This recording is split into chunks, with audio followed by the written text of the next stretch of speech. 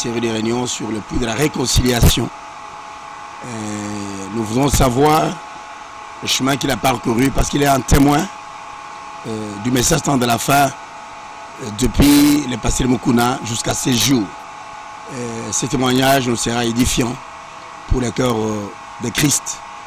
Nous voulons écouter la profondeur du parcours par les pasteurs présents à cette interview.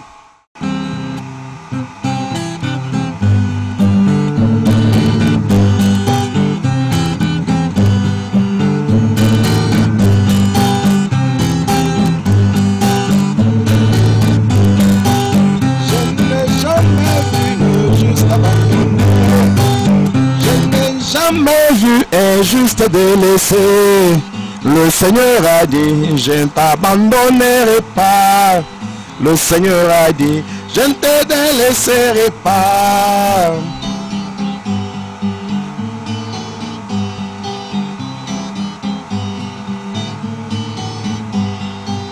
Je n'ai jamais vu injuste abandonné. Je n'ai jamais vu injuste délaissé. Le Seigneur a dit, je ne t'abandonnerai pas. Le Seigneur a dit, je ne te délaisserai pas. Alléluia, oh, alléluia. Il prend soin de moi, oui, alléluia.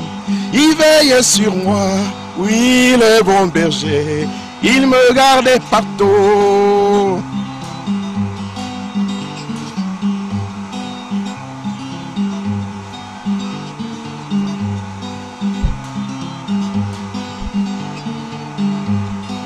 Soyez en paix, vous les élus du Seigneur.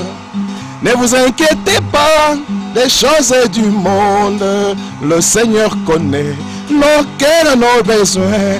Oui, cherchons d'abord le royaume des cieux. Et toutes les choses nous seront données dessus. Alléluia, oh, alléluia. Alléluia, oh, gloire à Jésus, oui, alléluia. Il prend soin de moi, oui, alléluia. Il veille sur moi, oui, le bon berger. Il me garde partout.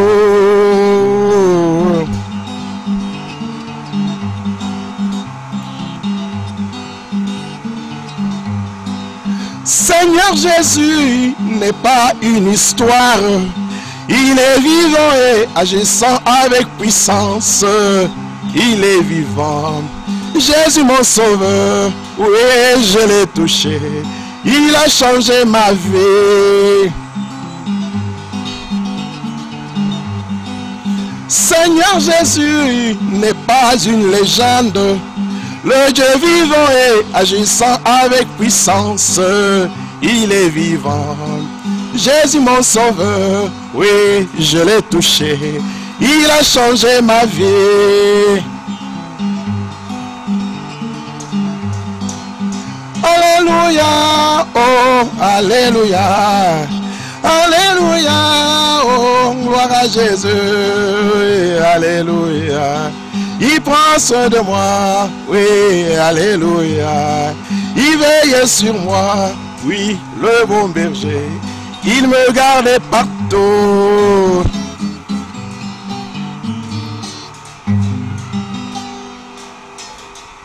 Merci. Vous avez la parole, pasteur, parce que nous voulons connaître les parcours du message temps de la fin. Tu es un témoin oculaire. Ton témoignage est vrai. Depuis Mukuna jusqu'à ces jours, les difficultés. Et quelle est la perçue générale du message temps de la fin depuis Mukuna jusqu'à aujourd'hui? Merci beaucoup, pasteur Jean-Baptiste. Si je peux juste vous bénir d'abord pour commencer en portugais, parce que nous sommes dans un pays portugais. Que Deus nos abençoe muito, meu pastor. Muito obrigado. Merci beaucoup pour m'avoir m'accorder la parole d'abord pour la question posée. C'est vrai, le message du temps de la fin a du chemin et a connu pas mal de problèmes, de difficultés. C'est vrai. Personnellement, je suis dans ce message depuis un temps relativement long, un long moment. On a traversé des périodes, des conflits, des querelles, des haines, d'amertume, et sans oublier de bonheur surtout. Nous ne pouvons pas aussi oublier le bienfait. Parce que si nous sommes dans ce message, si aujourd'hui on est ce qu'on est, c'est grâce au message du temps de la fin. Dans ce message, ça fait un temps depuis que je suis là. J'ai trouvé aussi des gens qui m'ont précédé, qui aujourd'hui ne sont plus, parce que Dieu les a retirés, pour montrer que nul n'est éternel sur cette terre. Nous sommes venus, un jour nous partirons aussi. Maintenant, l'important c'est quoi? C'est de savoir quelles sont les empreintes que nous avons laissées ou que nous laisserons pour les autres qui viendront aussi après. C'est ça l'important. C'est pourquoi j'ai dit d'abord au pasteur Jean-Baptiste que Dieu vous bénisse beaucoup pour cette occasion, pour cette opportunité qui pourrait aussi faire du bien à un frère, à une sœur, à un papa, à une maman, à un ami, à un collègue, à une église, pourquoi pas. Parce que les hommes sont en train de disparaître un à un. Mais ceci, nous osons croire que c'est quelque chose qui restera aider aussi les autres.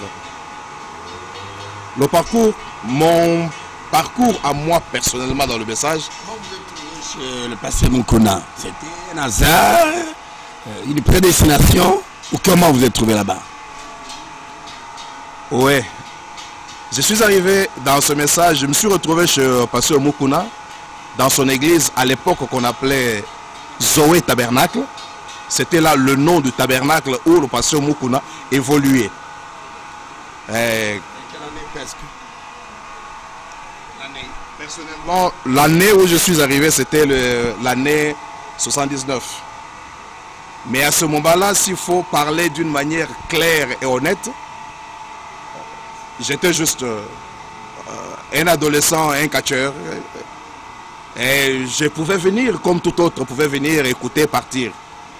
Mais personnellement, s'il faut parler de l'année où j'ai commencé comme message, en tout cas, c'est après 81.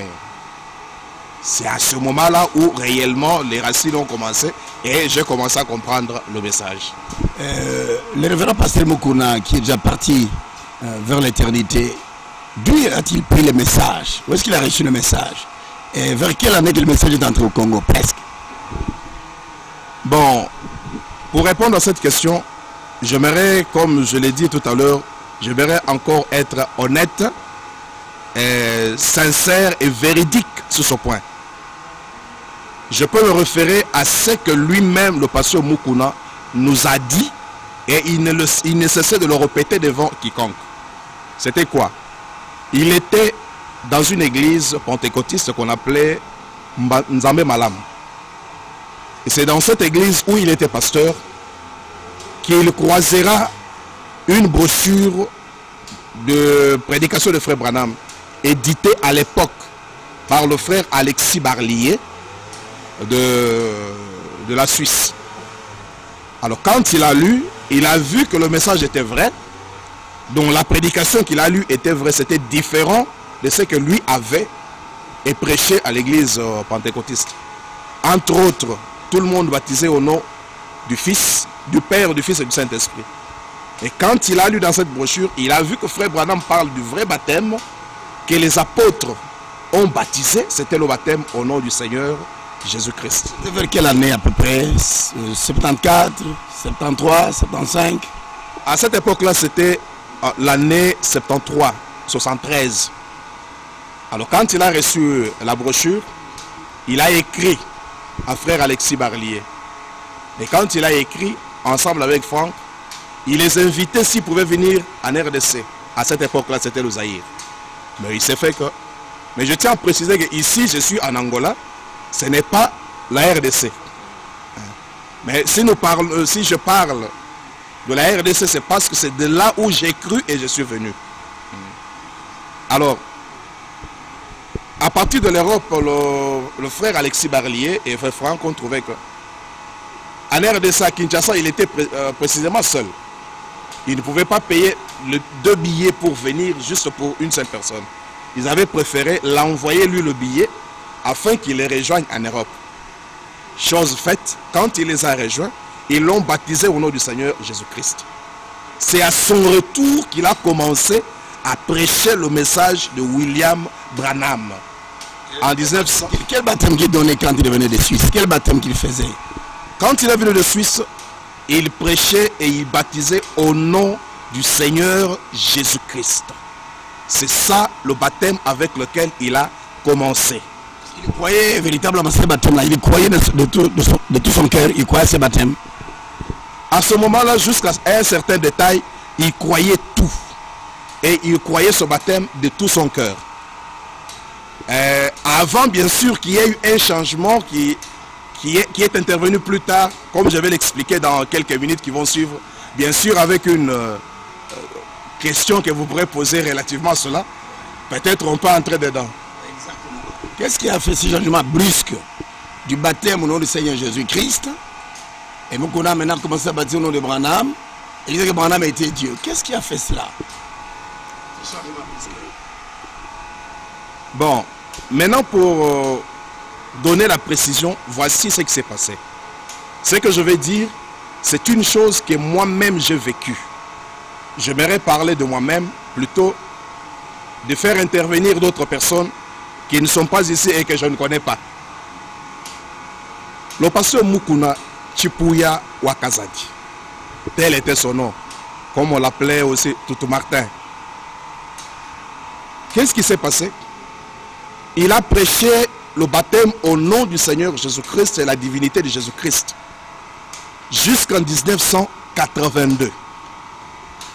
Maintenant, suite au passage de pasteur Périchou et pasteur Jasson, qui lors de leur passage ont prêché les promesses de l'heure. Les promesses que Dieu a accomplies aujourd'hui.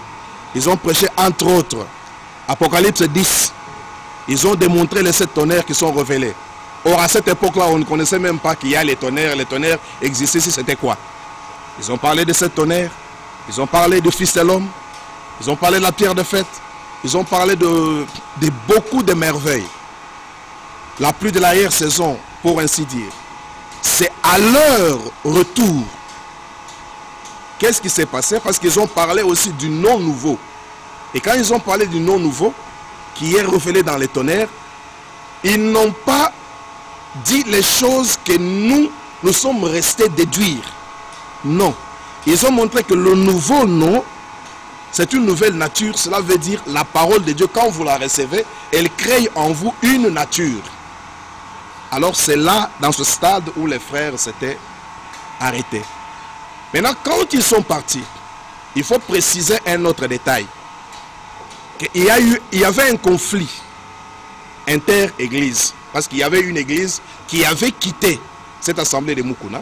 Donc les frères qui ont quitté, qui sont allés former une autre église. Si je peux taire ce nom, parce que c'est l'interview, qu'est-ce qui s'est passé? Les frères sont allés former leur église là-bas. Et quand les frères dont j'ai cité tout à l'heure, les expatriés sont arrivés, ils ont prêché au groupe qui était resté avec pasteur Mukuna. Et à ce moment, Mukuna n'adorait ni Branham, ni lui-même ne s'était glorifié non plus. Alors, on est resté sous cette lancée. C'est au retour des frères, où Mukuna est entré dans l'office de l'homme, il a commencé à prêcher sur l'office de l'homme.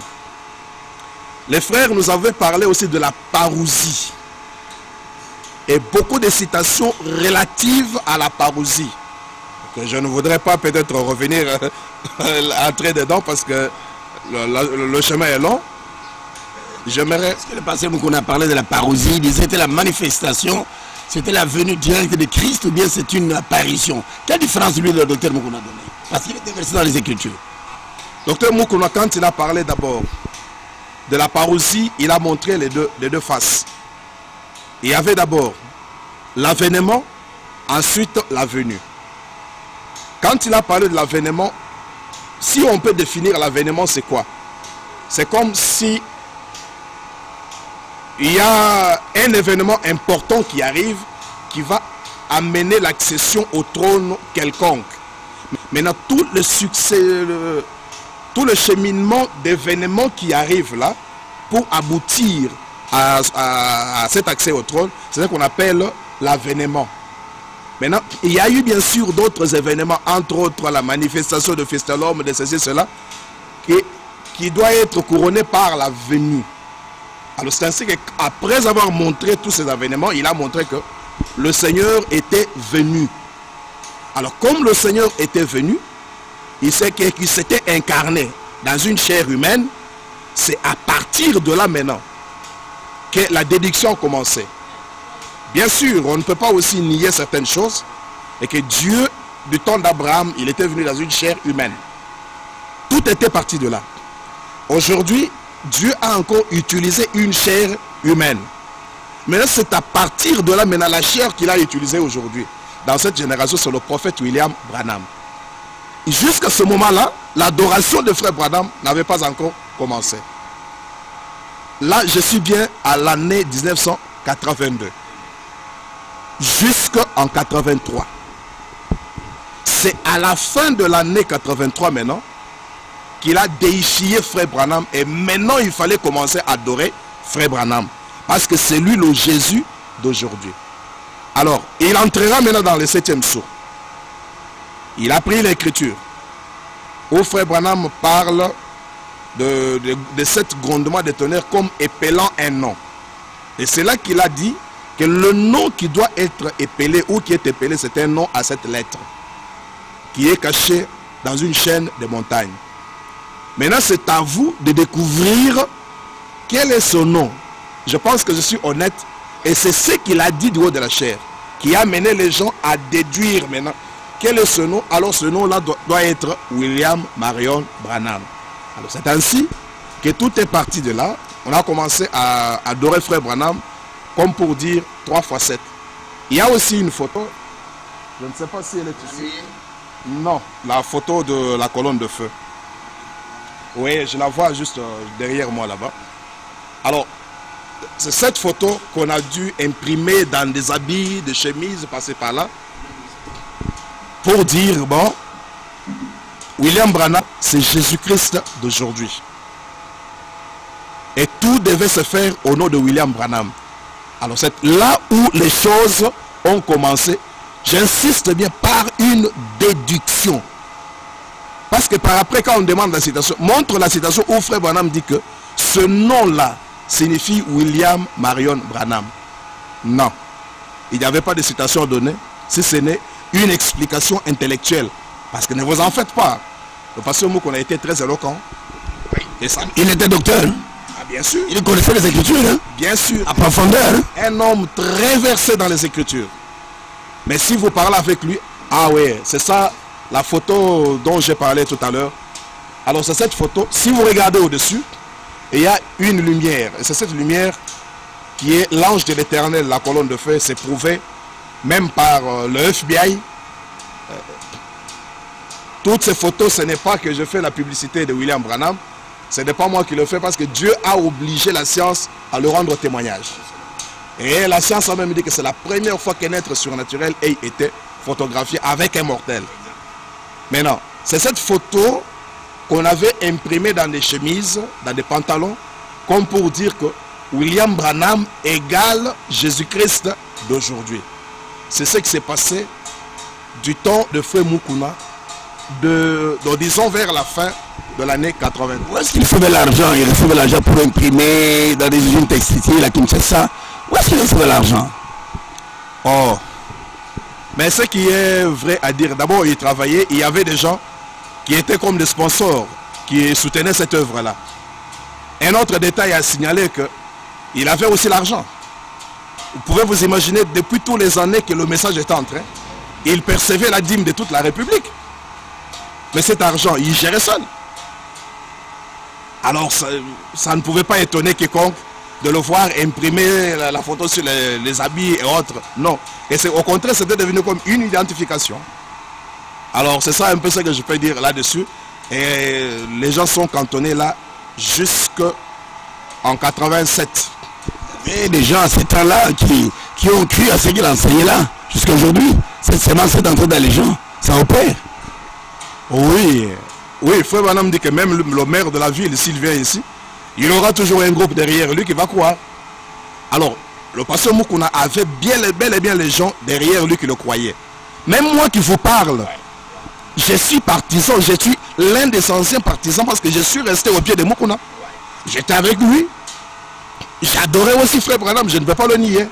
Ce sont des choses qu'on a faites. Et à ce temps-là, où se trouvait le pasteur Kalumbu, Landu, Ngoma, Mbombo, Dioka, Nyanga, Asoba, Ndunguna, etc. Bon, à ce moment-là, tout le monde avait déjà quitté Mukuna. Ils avaient déjà quitté Mukuna, comme j'ai dit que la division ou la séparation a eu lieu en 81. Exact. Et là, c'est à partir de 82 que les frères de la France, des Européens sont arrivés, ils ont prêché. Et ce que j'ai dit, c'est juste après leur passage que nous avons basculé dans l'adoration de Frère Branham. Pendant ce temps, les frères que vous avez cités tout à l'heure étaient déjà à Rigini, où ils évoluaient. Et là, jusqu'à l'année 84, où moi qui parle, j'étais encore là. Et c'est cette année où j'ai dû quitter Mukuna, où j'ai dû quitter l'adoration aussi de Frère Branham en 84. Pourquoi? C'est une révélation spirituelle que vous avez reçue individuelle, d'abandonner votre père dans la foi, brusquement, ni trompette, ni tambour battant, tu pars directement. Qu'est-ce qui s'est passé? Pourquoi tu l'as abandonné? Merci beaucoup. Pour commencer, j'aimerais signaler que le salut étant individuel, vous ne pouvez pas permettre à n'importe qui de jouer avec votre âme ni votre salut. Pourquoi je le dis? Si j'ai quitté Mukuna, je ne l'avais pas quitté pour le plaisir de quitter. C'est parce que quand j'ai cru, je n'ai pas cru à Mukuna, j'ai cru au message. Maintenant, le message, ce qu'il me dit, c'est ce que je dois faire. Et donc, c'est que ma pensée ou l'opinion d'une tierce personne ne peut faire ou me dicter à faire. Maintenant, ça fait que le pasteur Mukuna, comme on était resté un petit groupe, il nous avait distribué les brochures qui venaient de pasteur Harold d'Edmonton. Il nous a distribué le lieu d'adoration. Ensuite, il y avait l'exposé de cet âge de l'église. Alors, comme on disait que à chaque changement de la dispensation, il faut s'identifier car tout changeait. C'est la doctrine principale qui était prêchée à Zoé Tabernacle. Zoé Tabernacle dont je parle, je ne parle pas de Zoé Tabernacle de pasteur Kayumbi. En Boujeba, non.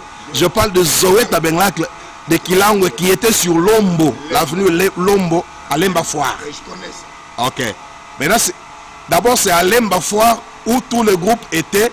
Quand les gens ont quitté, nous nous sommes repliés à Kilangwe où on était avant.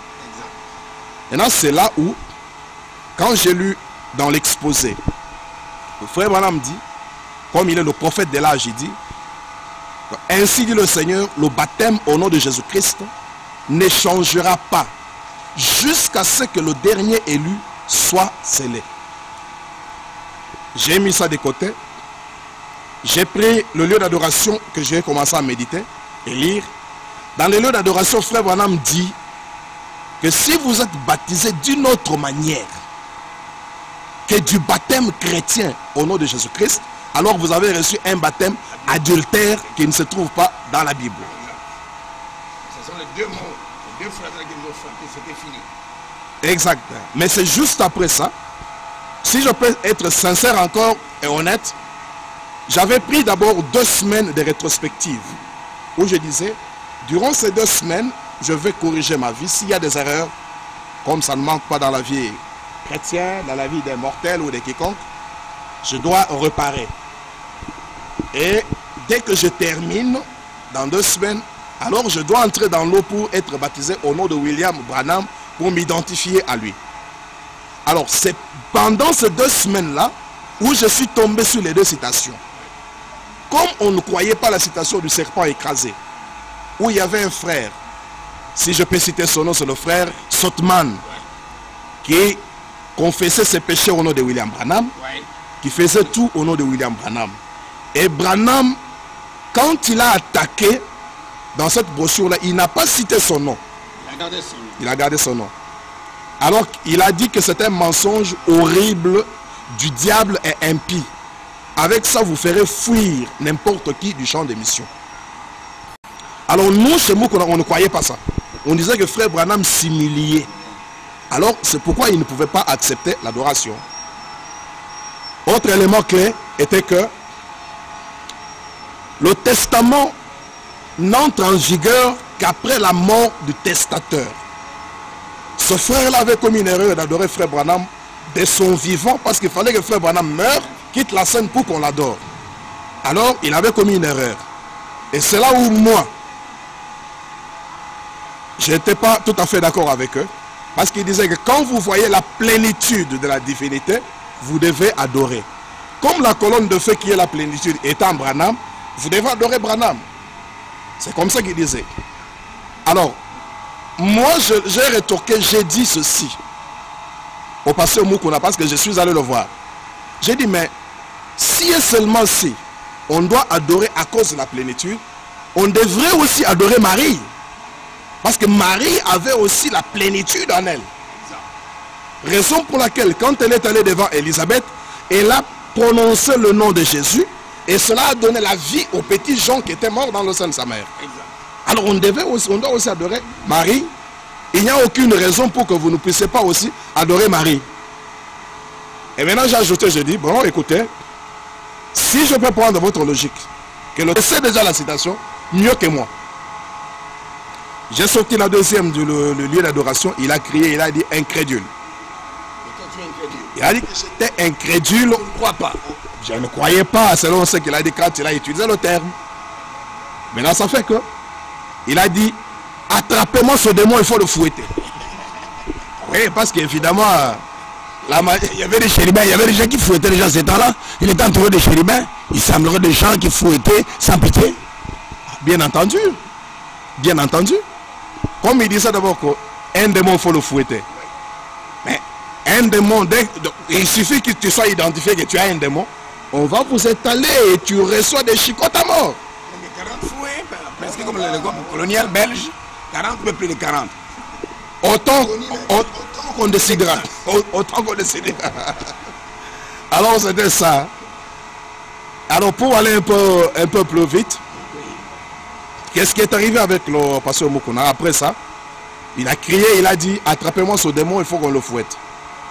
Et c'est là où j'ai dû sortir de sa maison, je suis parti. Bien sûr, de justesse. Double. Et là j'ai dû partir et sans regarder en arrière. Je suis parti et c'est en sortant de là où j'ai abandonné cette histoire d'adoration de frère Branham que j'ai réalisé alors en fin de compte que c'était une puissance d'égarement. Alors c'est quelque chose que j'ai quitté depuis 1984. Qu'est-ce que la Bible dit pour la puissance d'égarement? Si un homme rejette puissance, il y a des grâces ou comment? Qu'est-ce que la Bible définit la puissance d'égarement? Qu'est-ce que la puissance d'égarement? Et comment ça fait-il? Pour la puissance d'égarement, pasteur Jean-Baptiste, il faut une grâce spéciale. Il faut la grâce de Dieu pour sortir. Pourquoi? Parce que quand quelqu'un est saisi de cette puissance d'égarement, il ne peut pas s'en apercevoir ou se rendre compte qu'il est séduit. Il ne saura pas. Et c'est là où frère Branham dit que le plus grand danger, c'est quoi? C'est de trouver un homme dans son bon sens, mais qui est séduit. Et lui ne sait pas qu'il est séduit. C'est ça le mal. Pourquoi? Parce que le diable te fait croire que tu es dans le vrai. Et c'est ça en un mot, ce que je peux dire. Mais pour y sortir, il faut que ce soit la grâce. À ce temps-là, il n'y avait pas d'Éphésiens. Il n'y avait pas de gens qui possédaient le calibre du docteur Mukuna pour les défier dans les Écritures. Il n'y avait plus personne alors. Oh là là. À cette époque-là, il faut dire la vérité que tout le monde fuyait Mukuna. La preuve en est que nous tous qui étions tout autour de Mukuna. Mais les gens nous fuyaient. On portait ses chemises, ses habits, ayant les figures de frère Branham que vous voyez, ce que voici. On disait, bon, 3 x 7, William Branham et Jésus d'aujourd'hui. Et alors, il n'y avait personne qui pouvait rivaliser contre Mukuna. Alors personne. Je dis bien, il n'y avait personne à cette époque qui pouvait rivaliser contre Mukuna. Dans la ville de Kinshasa, alors personne. Je dis bien personne, je répète, il n'y avait personne. Il était versé dans les Écritures. Ah. J'ai souligné tout à l'heure que Pasteur Mukuna était un homme très éloquent. Un homme qui était versé dans les Écritures à cette époque-là. Et il n'avait pas de concurrent. Même jusqu'à sa mort, il disait qu'il n'avait pas de concurrent. Ah bon? À sa mort, lui le disait, il est resté le dire. Mais il y a eu tellement beaucoup de concurrents après ça. Il y a eu beaucoup de concurrents. Par exemple, qui était de son travail à Kinshasa de concurrents comme Mukuna? On dit que ce n'est pas possible. Dans les Écritures, j'ai constaté les gens, ils m'ont dit impossible, il n'y a pas de concurrents de calibre de Mukuna. De petits concurrents, oui, mais à ce niveau, non. Bon, s'il faut être honnête encore là-dessus, je crois que le concurrent numéro 1 de Mukuna s'appelait Ngoma Mampouya. Exact, là tu dis la vérité. Parce que le vieux Ngoma, laissez-moi vous dire aussi que j'ai eu beaucoup de considération envers cet homme. Quand bien même je venais, j'écoutais la parole, je m'en allais, d'autres me traitaient de démons, tout ça, mais lui disait, laissez ce garçon, il n'a pas encore rencontré Jésus-Christ. Et le jour où il le rencontrera, ces choses de catch et autres, ça n'iront de soi. Mais le jour où c'était parti, moi-même je n'ai jamais su quand est-ce que c'est parti, mais je me suis retrouvé, les choses sont parties. Tu dis qu'après Mukuna, c'était Ngoma qui était la deuxième position comme concurrent. Bien sûr, parce que quand je parle des concurrents, je parle d'abord dans les Écritures, les enseignements. Parce que Ngoma enseignait. Parce que Ngoma enseignait. Et même Akilangwe, c'est lui qui était une deuxième personnalité après Mukuna. Parce que lui est de la génération là, de 114. 114, moi je n'étais pas. Et quand moi je suis arrivé un peu tard, donc longtemps après, j'avais seulement eu l'historique et j'ai appris qu'il avait été chassé par le vieux Mukuna parce qu'il avait parlé sur le mouchoir de tête. Parce que c'était des rigueurs qu'une sœur, une femme doit avoir toujours un mouchoir de tête. C'était une doctrine. Mais quand lui s'était attaqué, il a dit non, le voile dont on parle, c'est la chevelure. Et c'est là où Mukuna l'avait chassé. À cette époque-là. Parce que la lumière n'était pas encore suffisante. C'était tout ce que je peux dire à cette époque-là. Mais c'est après, après le passage, si je peux encore insister, le passage des frères Périchou et frères Jasson, qui ont enseigné, qui ont donné le ton dans les promesses, à ce moment-là, Mukuna n'avait pas de concurrent. Parce que tout le monde qui était parti ne croyait pas toutes ces promesses-là. Parce qu'il y avait encore le franquisme. Les gens aimaient le franquisme. C'est ce qui était prêché. Et même vous, pasteur Jean-Baptiste, vous avez vécu ces choses. Où on pouvait lire seulement des lettres circulaires. Alors c'est ça la chose qui était beaucoup... Quelle est la considération que tu as envers nos frères Far et frère Barlier? Oui, bon, ce sont des hommes de Dieu. Frère Branham dit que même le pape, vous lui devez du respect, c'est un serviteur de Dieu. Alors, ces deux-là, s'il faut parler en termes clairs, avec beaucoup de sincérité, ce sont des hommes de Dieu qui ont beaucoup œuvré et contribué pour que nous puissions aussi avoir le message. Et je me rappelle, la première brochure que j'ai lue venait de la Suisse.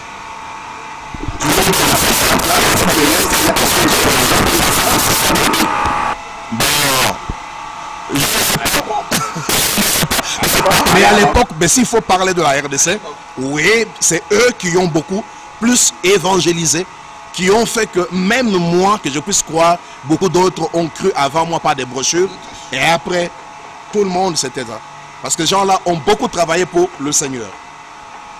Bien que il y avait d'abord les lettres circulaires dont on parle et les prédications de Frère Branham. On ne savait pas tellement lequel était vrai parce que ce qu'on rencontrait soit dans les brochures de Frère Branham était différent de ce qu'on rencontrait dans les lettres circulaires. Mais comme il n'y avait pas assez de lumière, les gens marchaient comme ça. Qu'est-ce qui a fait que Ngoma n'a pas pu avoir l'opportunité, parce qu'il était comme la deuxième personnalité après le départ de Mukuna, pour diriger, parce qu'il était un bon enseignant? Qu'est-ce qui a fait qu'il se déroute? Se dérouter, je ne sais pas ce qui s'est passé, mais est-il que le pasteur Ngoma tous, quand ils ont quitté Mukuna, ils sont allés pour démarrer une autre église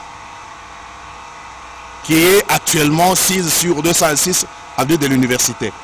Quand ils sont partis, évidemment, bon, ce que je vais dire, que mon ami Brockham me pardonne, c'est pas mal, comme il a toujours dit aussi. C'est lui-même que le vieux Barouti, que je cite par respect, c'est un homme de Dieu qui a beaucoup travaillé aussi pour la cause de cet évangile. Ça, il faut le dire.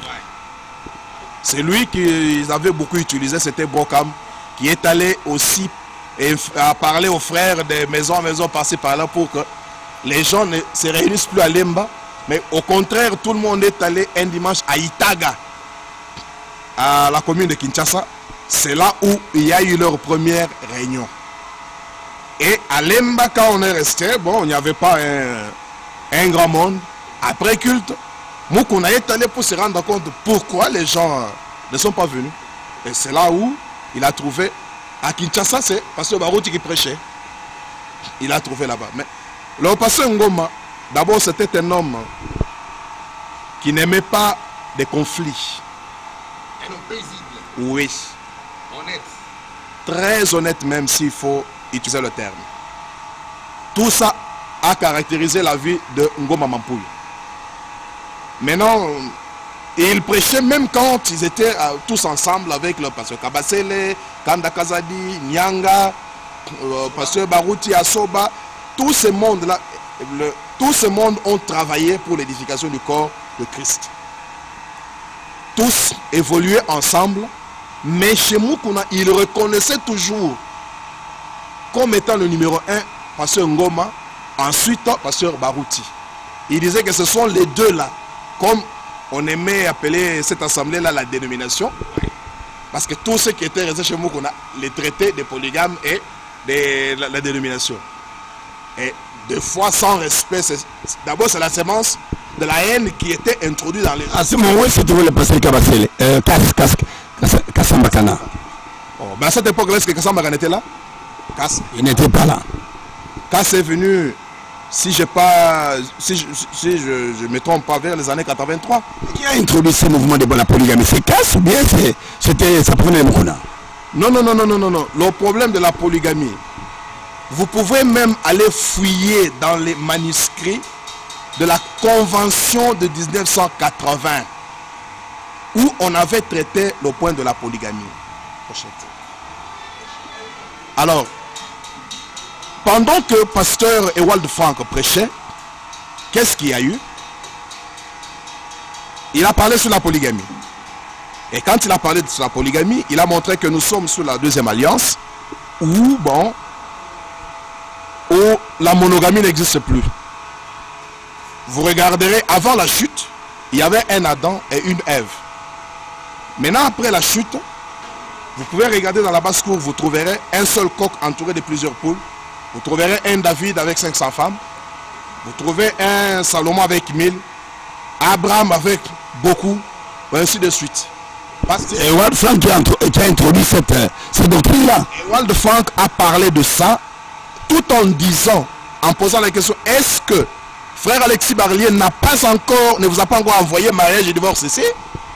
Mariage et divorce, c'est la prédication de frère Branham. Mais la manière dont il avait présenté, c'était comme si William Branham a prêché la polygamie.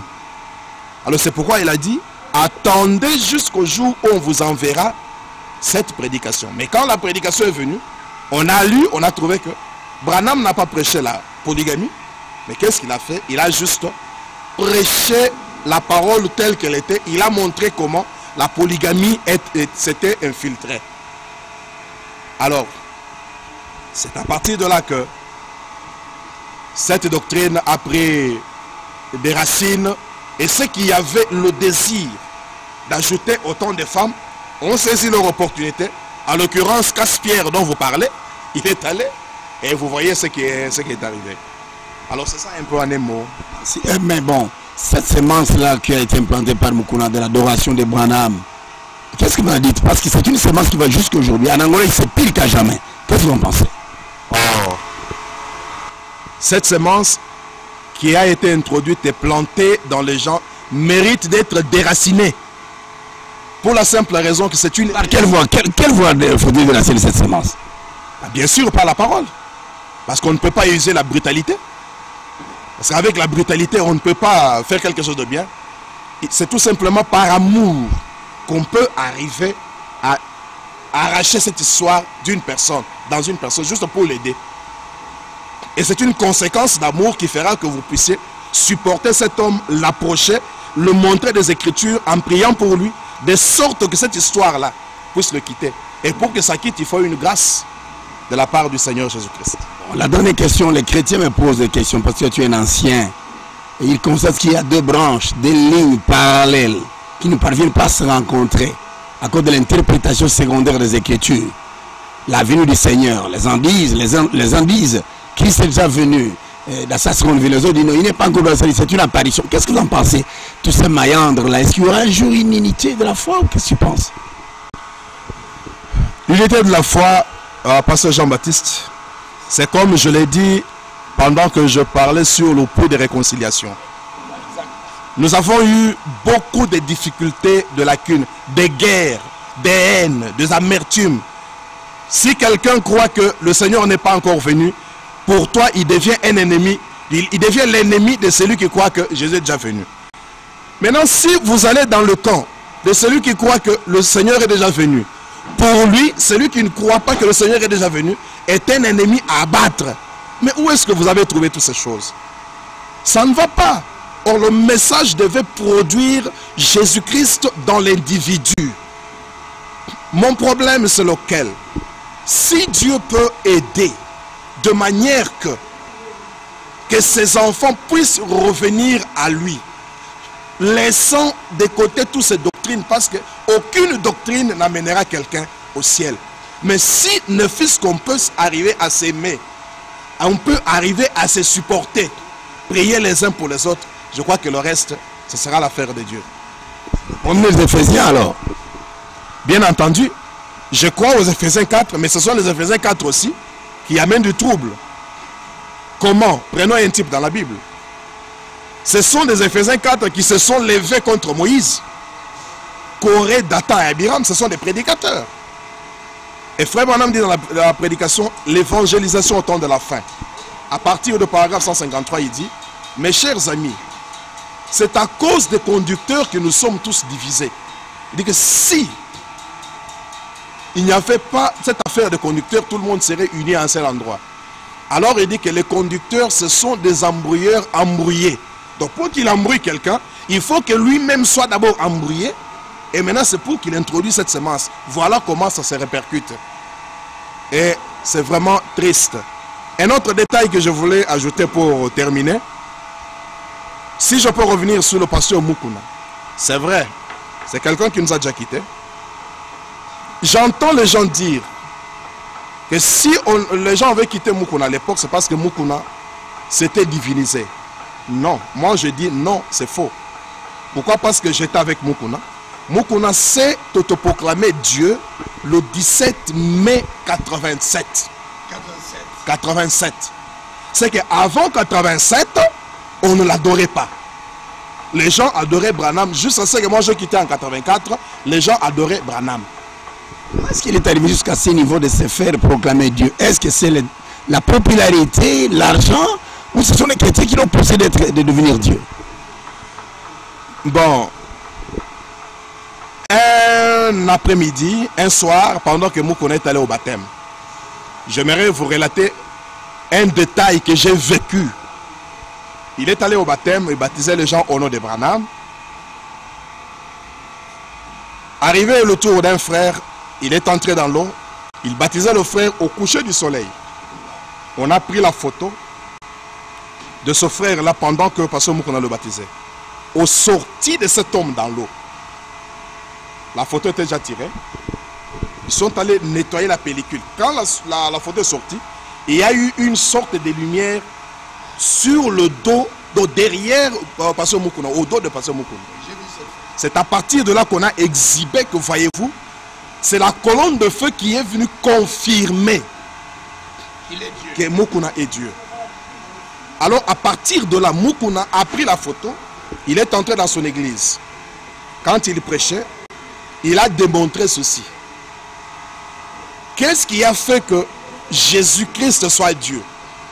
C'est pendant qu'on le baptisait par Jean-Baptiste, une lumière est descendue. Et c'est cette chose-là, quand ça s'est posé sur lui, ça fait de Jésus Dieu. On l'a adoré. Alors, Mukuna est parti de là pour dire, la même chose s'est répétée avec Branham. Quand cette chose est venue, on a fait de William Branham Dieu, on l'a adoré. Maintenant, quand vous voyez la même chose se répéter aujourd'hui dans un homme que vous voyez, il s'était. Les gens criaient, oui, oui, oui, oui, c'est toi, c'est toi, c'est toi. Ne te cache pas, dévoile-toi. Bon, comme ça a toujours été la coutume des croyants.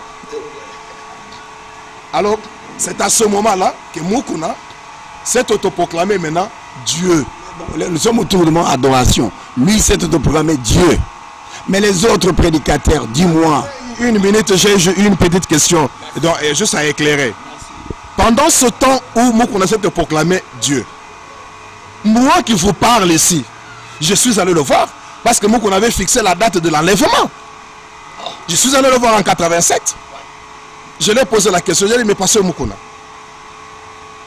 selon l'histoire, en 77, moi je n'étais pas dans le message. Vous aviez fixé la date de l'enlèvement et les gens sont venus vivre chez vous, attendant l'enlèvement. Cela a échoué. Maintenant, vous avez fixé encore la date de l'enlèvement où vous allez amener les gens au ciel. Voici la question. Puisque vous êtes Jésus-Christ, vous êtes Dieu. Mais vous voulez amener encore les gens où? Parce que vous êtes là, vous êtes déjà Jésus-Christ, vous êtes Dieu. Et il m'a dit que toi, depuis l'éternité, tu étais toujours incrédule. Vous comprenez? Tu étais toujours incrédule.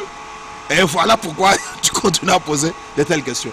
Alors c'est quelque chose qui était arrivé, que Mukuna faisait et disait. Maintenant pour revenir à votre question. Parce que bon, là, il s'est autoprogrammé clairement. Maintenant, le mot adoration en soi, il faut que chaque objet que vous placez devant vous, sans Christ, c'est une partie d'adoration, c'est une adoration. Chaque chose que vous aimez plus, c'est une adoration pour toi. Tu deviens idole de cette chose-là. Bon, les chrétiens vont poser la question. Et des prédicateurs aujourd'hui en pompe, avec des drapelets, des tapis rouges, des maputa, toutes ces choses-là. Qu'est-ce que tu en dis? Ces démons-là dont Frère Branham a parlé, la popularité. Nous terminons par là, la popularité, l'argent et les femmes. Ces démons-là, qu'est-ce que tu en penses? Oh, pasteur, c'est triste à dire. Nous parlons facilement de la femme. Les trois choses qui font tomber les serviteurs de Dieu. Nous parlons plus de la femme, mais nous oublions aussi la popularité et l'argent. Bien sûr, de plus grands démons. De plus grands démons. Maintenant, si les ministres peuvent garder ne fût-ce que l'équilibre d'éviter la popularité et l'argent, le fait d'étaler des tapis rouges, des pagnes, laissez-moi vous dire sincèrement, je suis contre cette histoire et je ne le crois pas.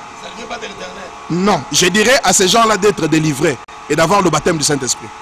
Ce n'est pas correct. Et c'est une honte de trouver de telles choses dans le message. C'est là où Frère Branham dit que le diable s'est faufilé derrière vous, il a découvert votre secret. Voilà pourquoi même vos réunions de prière sont devenues très faibles. À cause de ce genre de choses. C'est quoi? C'est le serpent qui s'est faufilé derrière. Et c'est une honte pour les prédicateurs du message. Or, le message sacré, il doit produire Christ dans l'individu. Tu crois l'enlèvement? Oh, pasteur. Mais le message, c'est quoi? Mais le message, c'est cette promesse. Voilà tout ce que je peux dire en un mot. Que le Seigneur vous bénisse richement. Termine avec le cantique. Que Dieu bénisse. Shalom. Amen.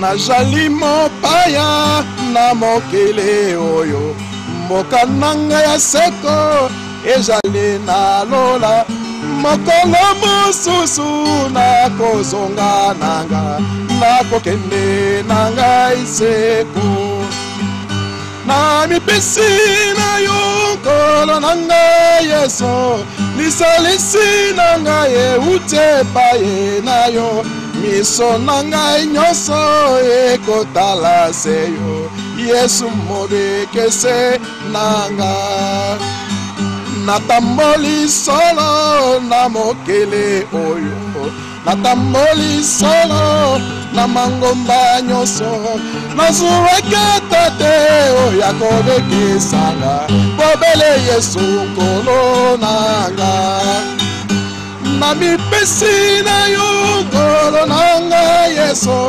lisalisi na ngai euti epai na yo miso na ngai nyonso ekotala se yo Yesu mobekese na ngai.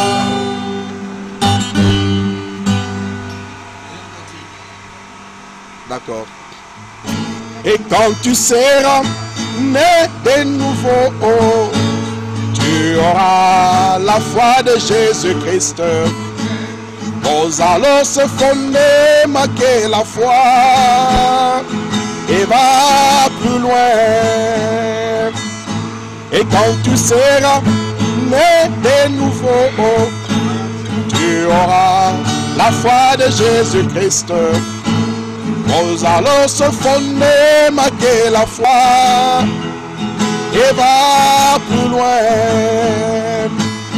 Et quand tu auras posé ce fondement, ne t'arrête pas, continue ta construction. Ajoute à ta foi la vertu de Jésus et va plus loin.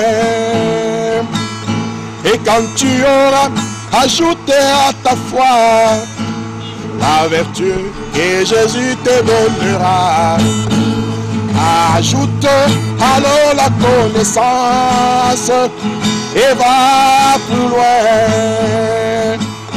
Et quand tu auras ajouté à ta foi la vertu que Jésus t'aura donnée, ajoute alors la connaissance et va plus loin.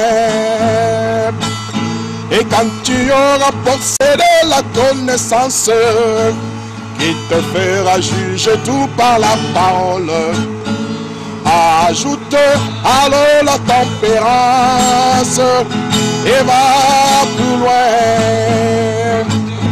Et quand tu auras possédé la connaissance qui te fera juger tout par la parole, ajoute alors la tempérance et va plus loin.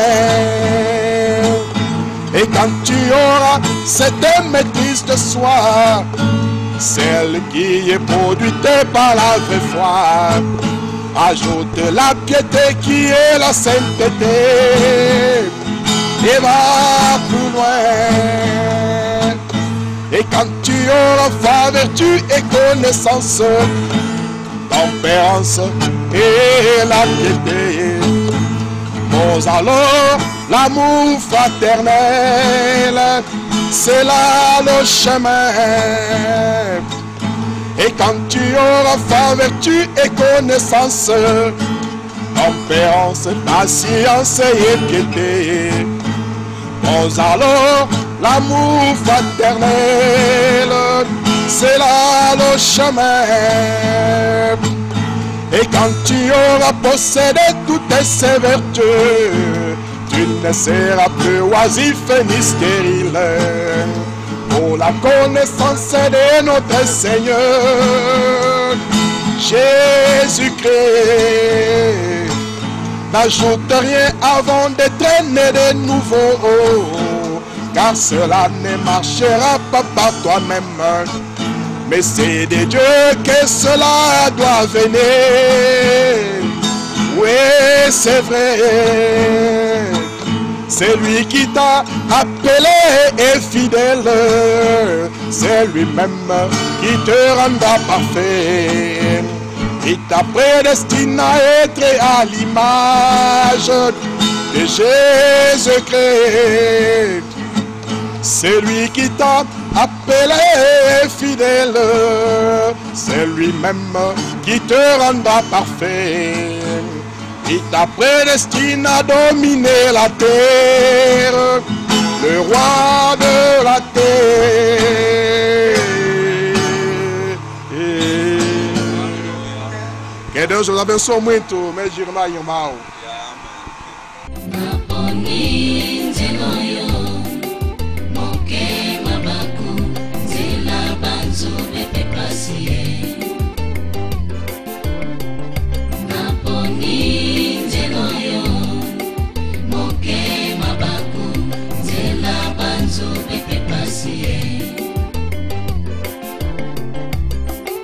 Mingi na nzela oyo basila kokufa, mingi oyo nzela basila kokufa, nasuka lobi kojalie, nasuka nde lobi kojalie. Yohani Mobatisi na nzela ya pasi akati moto bacha na sani, akati na nzela oyo etondi mabako, akati na nzela oyo etondi banzube.